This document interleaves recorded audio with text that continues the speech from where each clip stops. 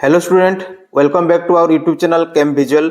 आज भिडियो रे मु तुम एसएसबी लेक्चरशिप एग्जाम उपरे गोटे बड़ अपडेट देवाई जाऊँगी एवं एटा तुम 26 नवेम्बर रे तुम अपडेट आसी एवं एटा तुम बिग अपडेट। तो से गवर्नमेंट रु रिप्लाई आसी कि आगो को तुम जो एसएसबी एडवर्टाइजमेंट एग्जाम पूरे कौन से माने भाबुचंती तो से तुम जानी पारिबो। तो एटा जो आरटीआई मगा जाइतिला तुम 3 नवेम्बर जितेबेले तुम एसएसबी लेक्चरशिप एग्जाम क्वास्ट हवा आगरू जड़े आरटीआई फाइल करथिले कि जो एसएसबी एग्जाम कहीं डिले होची एवं यार वीडियो में तो मुझे तापर तुम 10 दिन पर तुम हाईकोर्ट को जजमेंट आसला एडवर्टाइजमेंट क्वास्ट होगा। तापर एबे तार जो आरटीआई फाइल मगा जाइतिला तार रिप्लाई आसी जाइछि एवं से रिप्लाई मो पाखर अछि मु तुमको पढ़ी की देखेबी। तापर सेठी मु तुमको शो मध्य करबी जो आरटीआई फाइल रे कौन कौन से लिखिथिले तार पूरा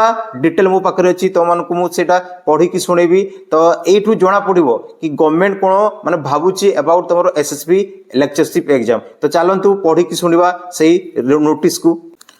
तो देखि पारुथो एई नोटिस तमरो 26/11 रे आसी अछि तमरो हायर एजुकेशन डिपार्टमेंट रु एवं एटा तमरो आरटीआई डिपार्टमेंट रु आसी। तो देखिबा ए नोटिस रे से कोन सब लिखि जंती एवं कोन सब फाइनली से कहि जंती। तो एटा सही सेम जिंस गुडा अछि तमो जो जोटा इंपोर्टेंट पॉइंट गुडा हाइलाइट करछि सेटा को देखैबी। तो एठी देखो तमरो सब्जेक्ट मैटर कोन थिला कि सब्जेक्ट मैटर अछि information regarding the Jansunani grievance number दिया अछि वाज डिस्पोज ऑन 12 माने 2011 माने 20 नवेम्बर रे तमरो जो भी तारो आरटीआई मगा जाइतिला 3 नवेम्बर रे ताकू डिस्पोज कराइछि विथ कोन माने एक्शन। तो देखिबा से एक्शन भी कोन अछि हैला। तो एटा सेटा सब जिंस तारो इन्फॉर्मेशन दियाछि हम इंपोर्टेंट पॉइंट को जिबा।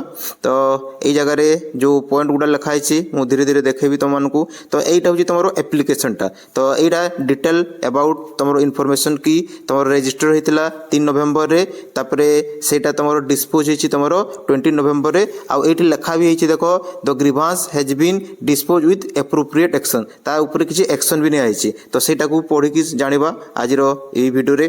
तो एटा होछि तांकर एप्लीकेशन। तो एटा होछि तांकर ग्रीवांस लेटर। तो ग्रीवांस लेटर रे कोन लिखा छि मु किछि हाइलाइट करि कि तुमको जणुछि। तो पॉइंट नंबर 1 रे से कहि जंती कि मु ए जो ग्रीवांस लिखुछि एटा फ्रॉम द थाउजेंड ऑफ तमरो एजुकेटेड अनएम्प्लॉयमेंट को ऑन द बिहाफ ऑफ तांको तरफ रु एप्लीकेशन लिखुची।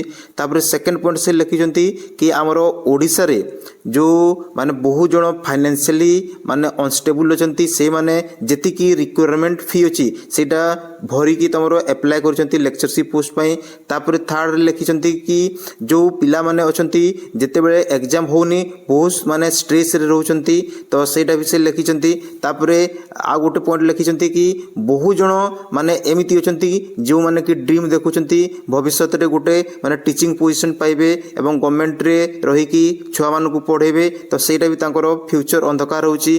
तापर नेक्स्ट लिखिचंती कि ई जो माने एग्जाम तारो ऑफिशियल तमरो अपडेट आसु। तो एटा ही तांकर एप्लीकेशन थिला तमरो 3 नवेम्बर रे जोटा कि तमरो डिस्पोज हो जाईची। तो एबे देखिबा टिके एक्शन गवर्नमेंट कोन कहूची ता ऊपरे कोन एक्शन नै कि डिस्पोज करची सेटा ही हमरो मेन। तो सेटा देखिबा तो एटा होची तमरो डिपार्टमेंट तमरो हायर एजुकेशन रो जो रिप्लाई छी। तो से लिखि जंती education department will act in the best interest of the candidate who are relying on this opportunity. तो बहुत बढ़िया पॉइंट लिखि जंती कि जो माने भी ए पोजीशन पई माने चाहू जंती अपॉर्चुनिटी उठे ता ऊपर गवर्नमेंट बहुत शीघ्र माने भलो डिसीजन नबो। तापरे to secure their livelihood and contribute positive to the academic landscape of Odisha. तो ओडिशा रो जो शिक्षा संस्था अछि सिस्टम अछि ता ऊपर तांकर जो पॉजिटिव इंपैक्ट अछि तो ता पई तापर तांकर फैमिली पई बहुत शीघ्र माने गोटे माने नियम जो रूल नै कि आसीबो गवर्नमेंट ऑफ ओडिशा। तो एटा बहुत बढ़िया पॉजिटिव इंपैक्ट माने पॉजिटिव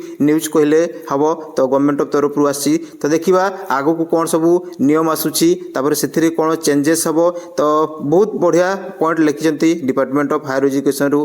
तो आज रो वीडियो रे एतिकी धन्यवाद।